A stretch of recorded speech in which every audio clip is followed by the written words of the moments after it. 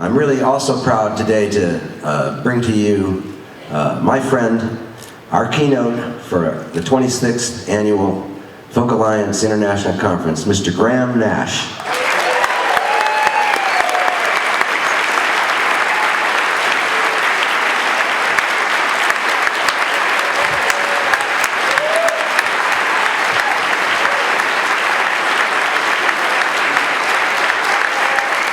We've always tried to speak truth to power. We've never made it 100%, but we're trying to shorten the distance between the public and the truth. But one thing we must remember is that we all have our truths. Right? Stephen Stills still thinks it was in Cass's kitchen that we first sang together. He's completely wrong, as me and Crosby keep telling him all these years. So you got to believe me, I'm a really lucky man, and it seems to me that the harder I work, the luckier I get. And unfortunately, that's not true for the majority of the people. So forgive me if I speak my mind for a long. I've always felt it to be a personal responsibility for each of my songs and the songs of Crosby, Stills, Nash and Young to have a reason for existing, a kind of raison d'etre, if you will. I've written my own many Moon, June, Screw Me in the Back of the Car kind of songs in my life, when I was with the Hollies anyway. But today it's much different, of course. I think musicians have a solemn duty not to waste your time. Time is the only currency that we really have. Right? I don't want to play you a song where you just go, I mean, what's the point? I don't want to waste your time. You know, Bill Gates and Warren Buffett and Mark Zuckerberg and even the Koch brothers, even with their combined fortunes, can't buy a fucking second of time.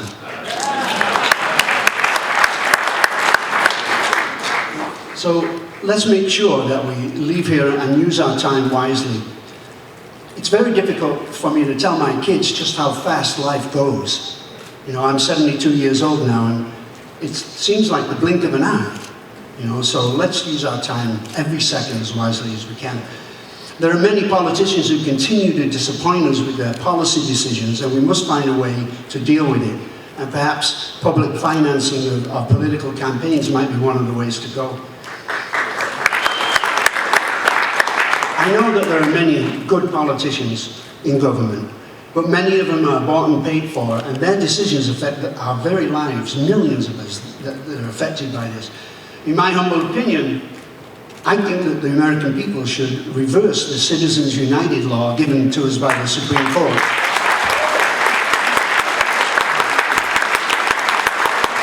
And if you don't know what that is, that's the law that allows our democracy to be bought and sold for by the person with the biggest TV budget. And also, you know, a lot of the corporations that rape our earth for their own personal profit and allow millions of dollars, most of which are given in secret, to be able to mold the political landscape to their own corporate advantage. I really believe, and I have all my life, stick up for the underdog, to stick up for the common man, because life is a very difficult thing to live, as you know. And the ever-expanding gap between the haves and the have-nots is shameful in this country. I recently found out that I think 85 people in the world have more wealth than 3 billion of us. How much is too much? You know, how much is enough? When you have the Koch brothers who are worth billions and billions and billions of dollars, and we all know that, you know, taking care of our families is cool, but how much is enough when people are starving on the streets, you know? Why is it that breadwinners of families just trying to take care of their kids and trying to, you know, take care of their families, why is it that they have to make a decision between rent and food and medicine? This is America, for God's sake. Right. Why is it that they can't even make a living wage? Yes, we just increased the minimum wage, but it's still not a living wage. You know, some of these people have to work 2 or 3 jobs at once. You know, that puts an enormous strain on families, as you probably know. I truly believe that the American public is being brainwashed. And as long as bread and circuses rules the day, as long as media keeps us concentrated on Justin Bieber's monkey or the size of Kim Kardashian's ass, you know, we're in grave danger of never getting to the root problems that are facing us.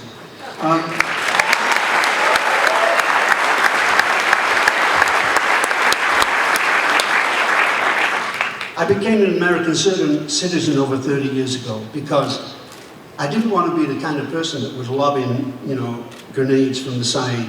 You know, I wanted to be a part of this country. This is a fantastic, beautiful, wonderful country that you have here. I see it differently than you do because I'm English.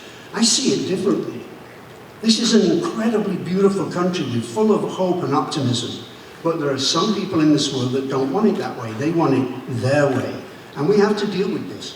So I'm very pleased to be a musician and be able to speak my mind because this is America. I can speak my mind. You don't have to listen, but I can speak my mind, right? So America's a very beautiful place, you know. Even what you're watching on CNN and Fox News, it's still a beautiful place, and let's not forget that. Music saved my life when I was younger. It actually saved my life, and I'm very glad to be here alive and kicking. We've always wanted our music to be compelling and intriguing and to touch people in deep and emotional ways. We all know that the music business has changed radically in the last decade, but music is what we do. It all comes back to basics. You have to start with a good song, right?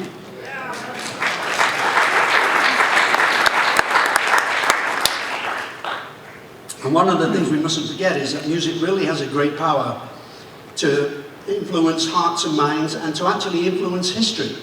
I mean, Woody Guthrie knew that, and Pete Seeger certainly knew that, and Reverend King also knew that.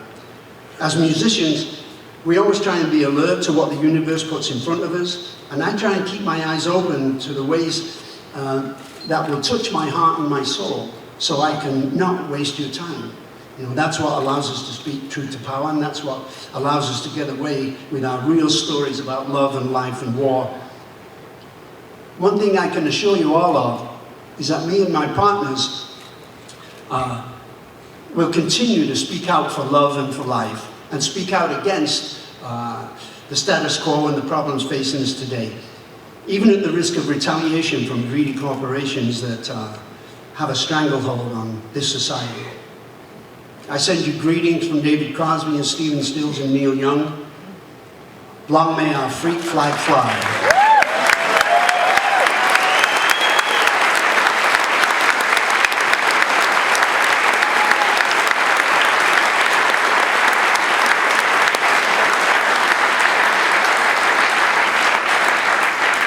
For over 45 years, you've been singing with a decidedly rock band. So how do you find yourself here among 2,000 folkies? We're all in the same business. We're all musicians. It doesn't matter if it's a rock song or a rap song or a folk song. Who cares? Does the song change your life? Does it make it better? That's what we're in the business of, right? We're in the business of communicating, right? Isn't that what we're all doing? That's why I'm here. You mentioned the Weavers. Can you tell me some of the other early folk music that you were exposed to when you were a kid? Well, there was a lot of music I was exposed to as a kid. Big Bill Brucey, for instance, Miles Davis, the Louvin Brothers, and then, you know, the Everly Brothers, and Buddy Holly, and Elvis, and Jerry Lee Lewis, and Fats Domino, and, you know, all the fantastic rock and rollers. And one of the things that I thought about when I was inducted into the Hall of Fame was, I mean, we never got into this business to make awards. We got in this business to get laid. I joke, but it's almost true. And one of the things I thought about were the people that were already in there. The brilliant musicians that preceded us into the Rock and Roll Hall of Fame.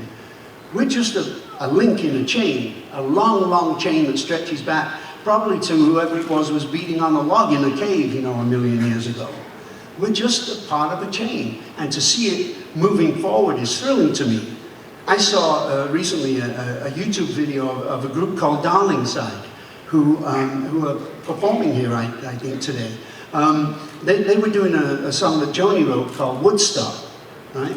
A very incredible interpretation of that song. So my point is that it will always move forward. Pretty soon, you know, this physical body will go wherever the physical bodies go when you die, and younger musicians will take over. You know, that's the way it is. That's the way life is. I'm so glad to be a part of it.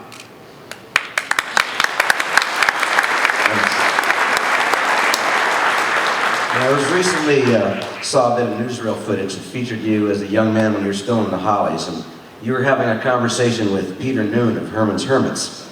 And in that conversation, you were trying to convince him that music and musicians, through the medium of music, actually could control the world, I think is what you said. You said, we have the power to change the world.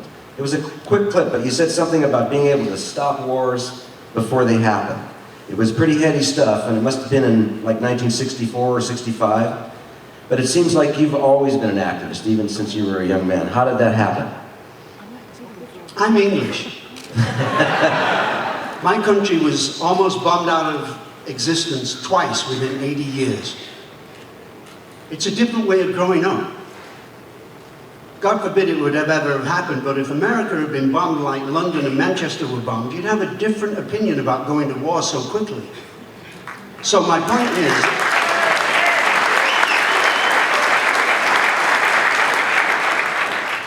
is, when you grew up in a time when you didn't know whether your house was going to be there tomorrow, you didn't know whether your friends were going to be alive, you have to get on with the job. What's the job? Let's do it with the most dignity and the most fun that we can. Let's get the job done. A lot of people say, well, aren't you the glue that keeps, you know, CSNY together? I mean, fuck that. We gotta get the job done, whatever it is, right? Until my dying day, I'll be trying to get the job done, whatever it is that I think my job should be. So did you, just curious if you ever convinced Peter Noon that, you know, you could change the world with music, or did he remain opposed to that opinion? I don't care whether Peter changed his mind. You know? Yeah, I said what I said, and, you know, hopefully he did change his mind, but do I really care? Not a bit. How can we, as writers of folk songs and folk-style music today, make a difference? What are the kind of issues that writers in the folk world should be focused on? Holy shit. That's a long list. Well, I've always felt that, you know, and I think a lot of people in this room feel that folk music is connected to the issues as a genre of music. You know, that's one of the things that separates us from other genres of music in a certain way. I know, but don't, you know, be careful there. Don't separate yourself from anything, you know. I'm a human being. I get up in the morning, I take a breath, and I realize, you know, by looking in the mirror that I'm still here. I don't recognize that person in the mirror, but I'm still here. And I'll get on with life. I get, you know, I check the news, I check my friends, I check the internet. I try and keep in touch with what's going on in the world because it affects me and it affects my children and my grandchildren. It affects us. It changes our lives. That's what I was talking about politicians earlier. The decisions that they make. I mean, it truly is a house of cards, isn't it? Yep. You know, you've got a great book that just came out called Wild Tales, and of course, you know, we've got some of those books, and you're going to be doing a signing later, but, and I just want to mention also, you did a recording, you did a reading of your own book, which is great, so it's also available on tape. But in your book, you describe, well, there's a lot of things in that book that are quite interesting, but one of the things that I found interesting is when you had a meeting with the Queen, and there were some conversation rules and guidelines that you'd been given, you know, before you met the Queen. You mentioned in the book that you sprinkled some of your mother's ashes in the garden at Buckingham Palace, and I was hoping you might share some of that encounter, and you know, it seems like she kind of let you know that you had been on her radar, didn't she?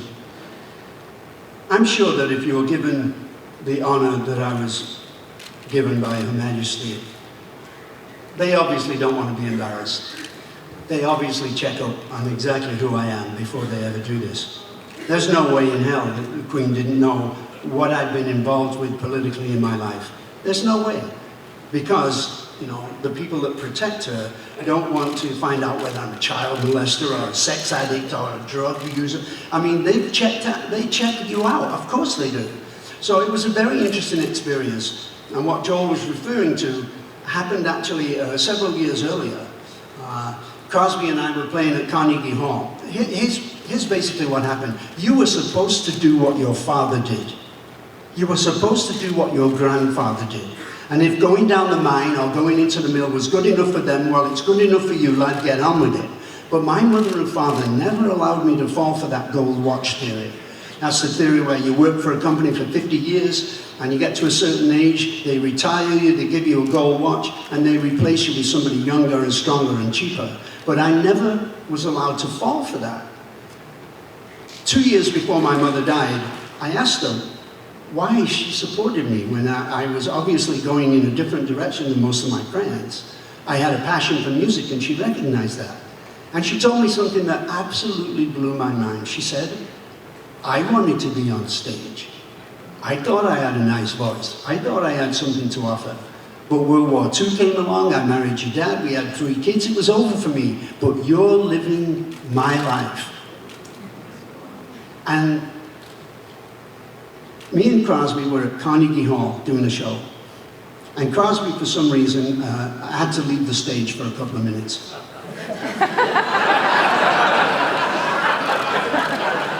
And so I'm left talking to the audience. Hey, how about those Mets? And I decided to tell them a story about my mother, and I'm telling her, you know, the story I just told you. And at the very end of it, I put my hand into the right-hand pocket of my jacket, and I pulled out a pinch of my mother's ashes, and I sprinkled them on the stage at Carnegie Hall. And every single place that we played that I think my mother would love to have sang at has her ashes on it.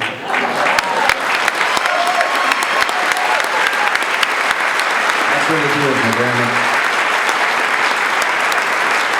I saw you do that once, and it really warmed my heart up, because when you did it, you said, "Have a great show, Mom." Really I wouldn't be here except for my parents. They taught me well. Get me a pen.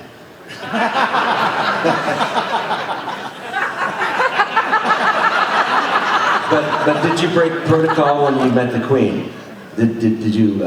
Was there something a little different about how you? Well, you know, I vacillate between 2 opinions. One, what the hell are kings and queens? I mean, seriously, right? On the other hand, she has the genetic information in her body of 1,000 years of royalty. And you have to respect that to a certain extent. I must tell you that when I actually went up to you know, when it was my turn to be honored, I told her, I said, this was the only protocol. I said, you're not supposed to talk to her until she starts talking, right? But I blew that one right away. And I said to her, I said, Your Majesty, you know, you look fantastic. I mean, you got to understand, she's an 84-year-old woman, but she looked alive. She had a twinkle in her eye. She had an emerald on her jacket that was the size of an egg. You know, it's like, she looked fantastic, and I told her so. And there's this thing that she does.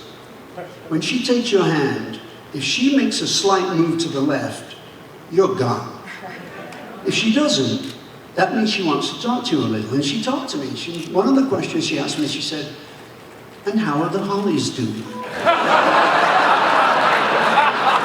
And I said, Your Majesty, I'm sure they're all doing fine, but with all due respect, I've been gone from England for 45 years.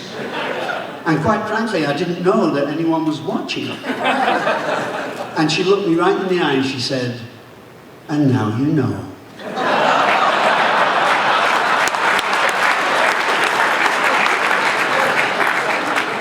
Well, again, in your amazing book, you explain about the type of songwriting you heard when you first came to Los Angeles, and that you had a feeling of not being able to go back to writing just pop songs for radio. And it was a catalyst for your move from England to California, which included leaving multiple relationships behind. It was a time of great upheaval and change for you, and I think many of us felt the insecurity of those times associated with leaving a known path and forging ahead into uncharted territory. And that takes courage, but what was it like for you to not only leave your parents and your friends and family behind, but also your country, its customs, and come to America. And how has that influenced your songwriting? It was very easy for me.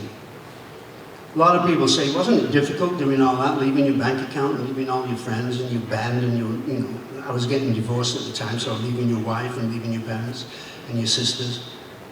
And I say, absolutely not. I'd heard what me and David and Stephen sounded like. I'd heard that sound. And you're all musicians, so you know exactly what I'm saying. I had to follow that sound with my heart.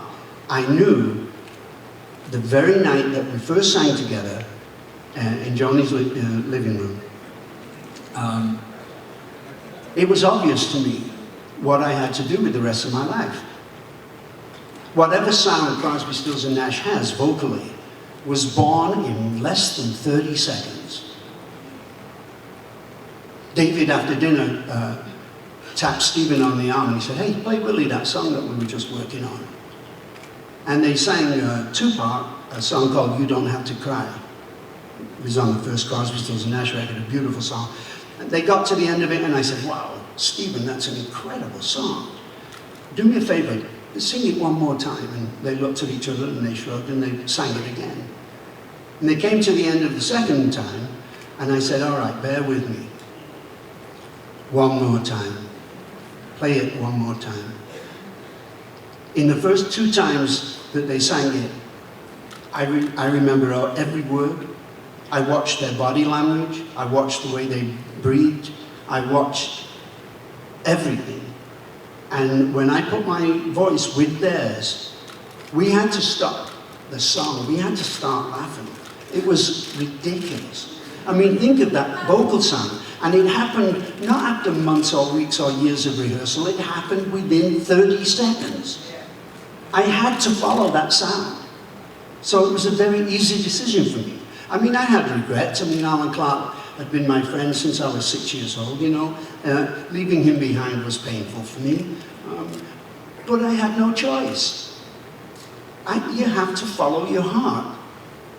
Your heart knows what's good, and your heart knows what's bad. And I've always taken the path that makes me feel better. And that this instance was no different. I wanted that sound. I wanted those songs. I wanted this vocal blend. I wanted to change the world, and I knew that we could do it small, even in a small way. You've got to understand, the momentum of this planet is insane. And to move it a microsecond, a micro degree, takes an enormous amount of work. But it can be done, no doubt about it.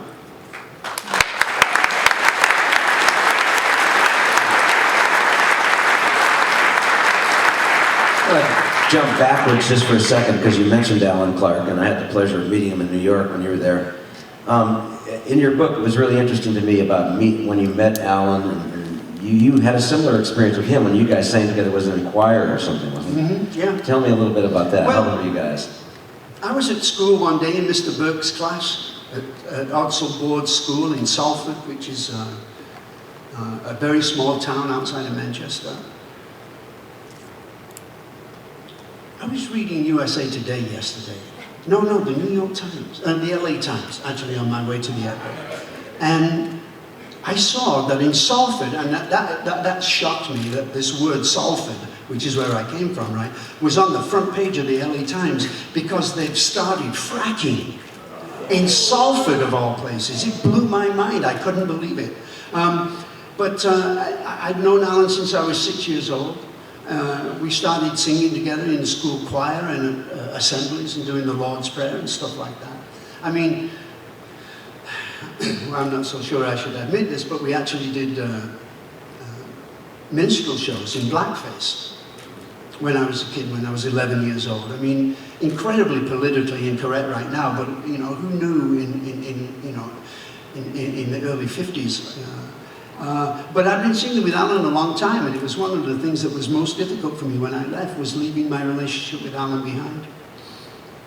And when you came here, you took it a step further. You actually applied for American citizenship. Why was it important to be a citizen? I didn't want to be a hypocrite. I didn't want to praise this country. I didn't want to criticize this country without being a part of it. Where's that at? So, Stephen and my wife Susan came with me to the Dorothy Chandler Pavilion in Los Angeles when, with me and 1,500 other people. Half of them couldn't speak English, but that was okay. I was so proud to be an American citizen where I can actually speak my mind. And after the ceremony, you might not know this, but Stephen Stills took me to a place called Pink's, which is a hot dog stand on Lassie and Redeem. That's how I celebrated being an American citizen.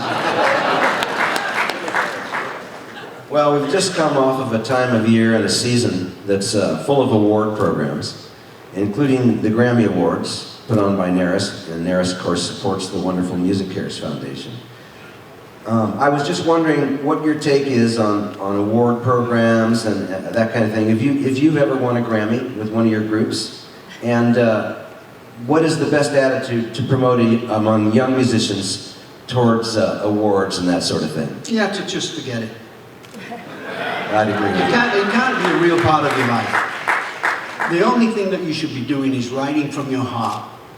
And if you do that, everything else will follow. Yes, we won a Grammy for Best New Group of 1969. Well, you were. But it's meaningless. Yes, it's nice to get awards. Of course, it's nice to be recognized. It's nice to be encouraged. But it's meaningless. These awards are just meaningless to me. They really are. Although I did like talking to Queenie.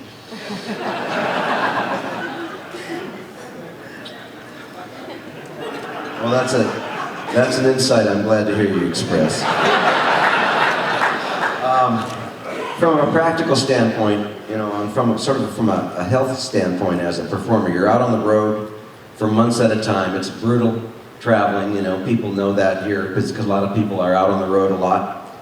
What are the things you do? How do you protect your voice? Are there techniques you could share with aspiring singers about how to take care of yourself, take care of your voice, that kind of thing when you're I take care of myself. I eat reasonably well. I have 3 kids and a grandchild, and my son Will is expecting twins in July.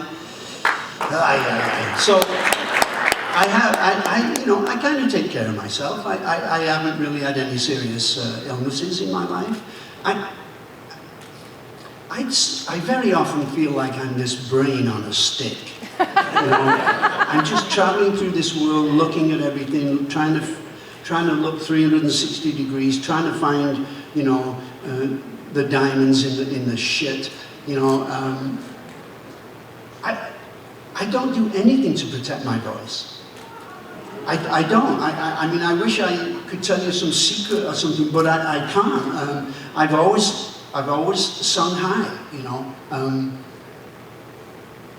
In 1992 in Toledo, Ohio, the phone rang in my hotel room, and it's very unusual because I'm always under an assumed name, But the phone rang, and I picked it up, and it was Phil Everly. And he said, I said, Phil, I'm in Toledo, Ohio. What are you doing calling me here? He said, well, you know that place that you and Crosby and Stills are going to play tomorrow? I said, yeah. He said, well, we're playing tonight. Would you like to come down to the show? And of course, I'm a huge fan of the Everly Brothers. Yeah, I met them on April 22nd in 1960 in Manchester after one of their shows. And then 6 years later, they were recording some of our songs. It was actually in '66, the Hollies were playing the London Palladium, and Pete Seeger was the headliner that night, actually. The phone rang, and it was Phil Everly again, and he wanted to know if we had any songs. We went down, as the Hollies to their hotel, and we sang them songs, and we started recording an album they called Two Yanks in England. But in 1992, when I went down to the show, after sound check, we had our normal rubber chicken dinner, and Don looks across to me and he goes, so what are you going to sing with this? I'm fucking dying. It's been my lifelong dream, right? So I said, I'm trying to be cool, I go, so sad. I love that song, So Sad. We could do that. So Phil looks at me and he goes, okay, I'll go underneath Don, you take my part. And I said, why? He said, because I have the high part.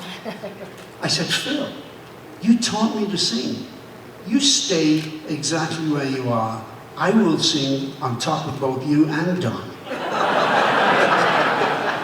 I have a board tape of me singing 3 parts, So Sad, with the Everly Brothers and their band. It knocks me on my ass to this day.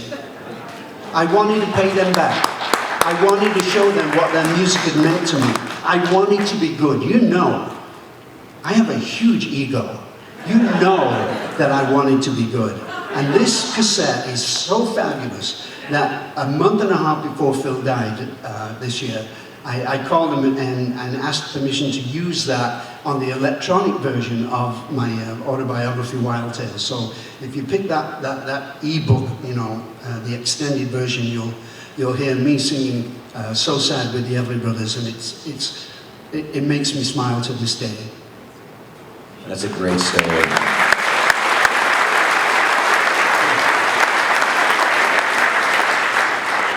I know the Everlys were a big influence on you, but your group with Alan Clark was called the Hollies, and that was named after Buddy Holly. You told me I saw you right after you had a chance to visit Buddy Holly's home, and you were quite inspired by that. Could you talk a little bit about your influence by Buddy and how you felt? Well, Buddy Holly was one of us. He wasn't shaking his ass like Elvis. He wasn't sexy like that. He was one of us. He was a nerd. He had glasses. I mean, he was an ordinary-looking guy, but he was an unbelievable musician. He actually died around my birthday, which was February 2nd, in England, in 1959. And me and Alan Clark were on a street corner, actually crying our eyes out because we had lost a hero of ours. 50 years later, I was invited to go to the Surf Ballroom in Clear Lake, Iowa, which is the last place that Buddy Holly ever played before he got on a plane and crashed, of course, with a Big Bopper and Richie Valens. And to stand in the snow, in a blizzard, at that part of this field where the plane had gone through the fence was insane to me.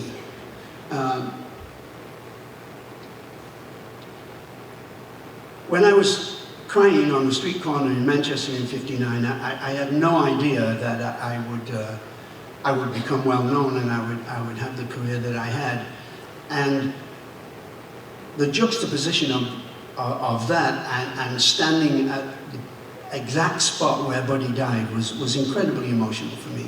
He was very important to our lives, and I think to most rock and rollers in England at the time, he was very important. I mean, Paul McCartney will absolutely admit, I mean, they called themselves the Beatles because Buddy had the crickets, right? And Crosby called themselves the Birds because of the crickets and because of the Beatles. They misspelled it, of course, but that's Crosby. He never could spell. We just celebrated the 50th anniversary of the Beatles. You just mentioned their performance on the Ed Sullivan Show in 1964. A lot of hoopla about it. And in your book, you talk about an invitation that you received by Paul to come down to Abbey Road Studio in 1967 to participate in a live broadcast of Our World, for which John Lennon had written a special song, All You Need Is Love.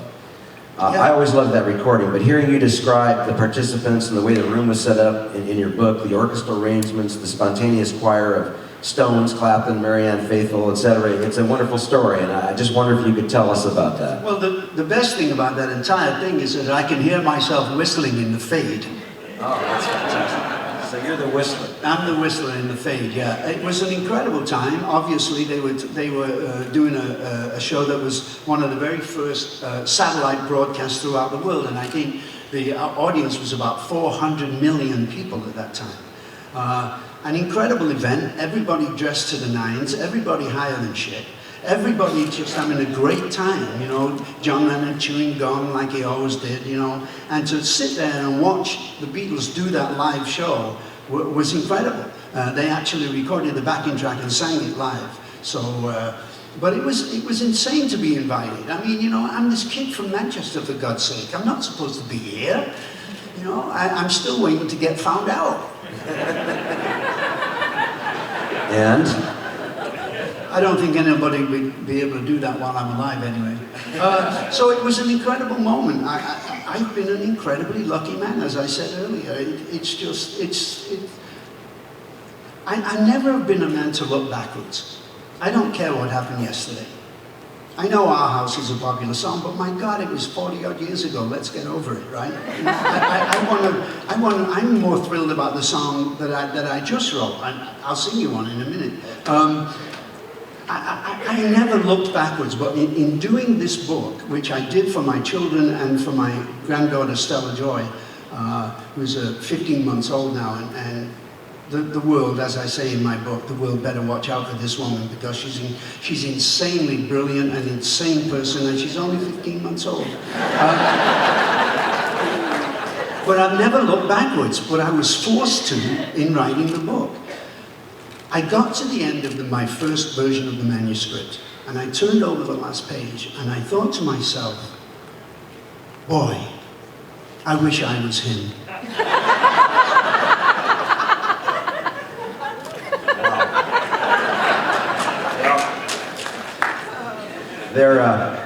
There have been some exhibits of your photographic prints in cities all over the country this past year or so, and it's an incredible collection. I had a chance to view it in New York City. You're not just a musician, you're really an artist in a lot of different areas, but tell us about your love of photography, and if you can, how you got started and interested in that. Because I would love your photographs, and I'd just love to hear you talk about that a little bit. I appreciate that. I've been a photographer longer than I've been a musician, and I've been a musician since I was 13. My father bought a camera from a friend of his at work, and we were a very poor family. And his main joy was to take me and my sister out to the local zoo and take pictures and then develop them at home. And one day when I was 10 years old, he showed me the magic of photography. He exposed this piece of paper in what I later found out was an enlarger. It was blank. He put it into a liquid and said, wait. And I waited. He said, wait. And I said, Dad, nothing's happening. He said, wait. And after about 30 seconds, this image came floating into the universe from nowhere. And I've never lost that sense of magic. So I've been a photographer for a long time. In my book, Eye to Eye, of my photographs, my first portrait is one I took of my mother when I was 11. I like to be at the front and the back of everything, especially.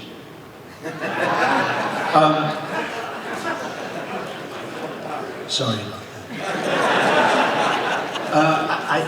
I'm lucky enough to collect daguerreotypes, which, if you don't know, are the world's first photographic process, revealed to the world in March of 1839 by Daguerre, hence they're called daguerreotypes. And at the same time, I have this company called Nash Editions that makes the finest digital prints and has been since 1990. What we did was incredibly important because we started the inkjet print business, actually, and the very first printer that Nash Editions ever used is now in the Smithsonian Institute. So I like photography. To me, there's no difference between taking a good picture and writing a good song. You know, when I look at something like Moonrise over Hernandez by Ansel Adams, I can look into the clouds and sense the violins, and I can look in the dark areas and hear the cellos playing. And it's all the same energy. To me, life is this column of energy. Where do I want to plug in today? That's life for me. I love that concept, and I love the idea of hearing one of your new songs. So you're going to play something that you've written recently for us today? Sure. Here's a new song. I do write about politics and the way life is, but I also write about love, of course. I wrote this song with my friend Shane Fontaine when we heard that our friend Levon Helm from the band had died. And having known Levon for a while, I know that he would like us to celebrate his death in music rather than mourning. I know it's okay to mourn, of course. It's a natural process, but... So anyway, here's the song. It's called Back Home.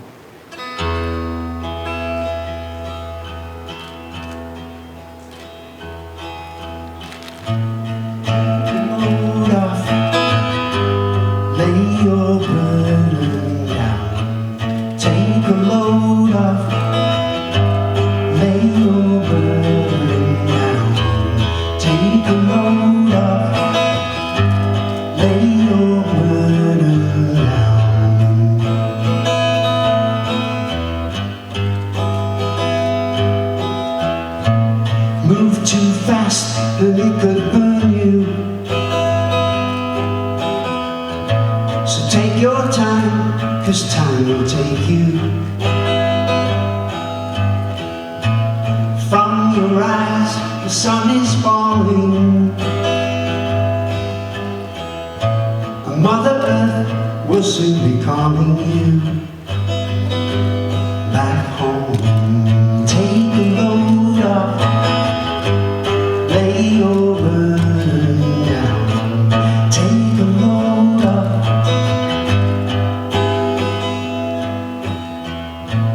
Dust to dust, ashes to ashes. At the speed of light, time slowly passes. And at the end, I guess nothing matters. So live your life before the wind scatters you back home.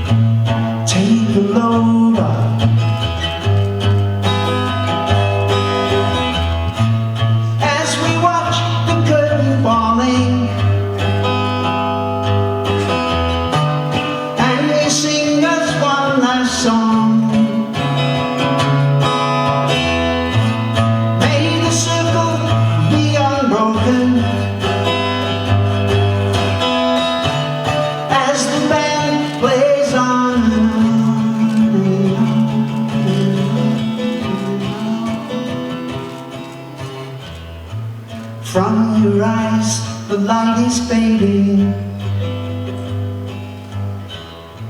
and no one knows what will be waiting. So take a breath, then take another, and your soul will fly across the border, taking you back home.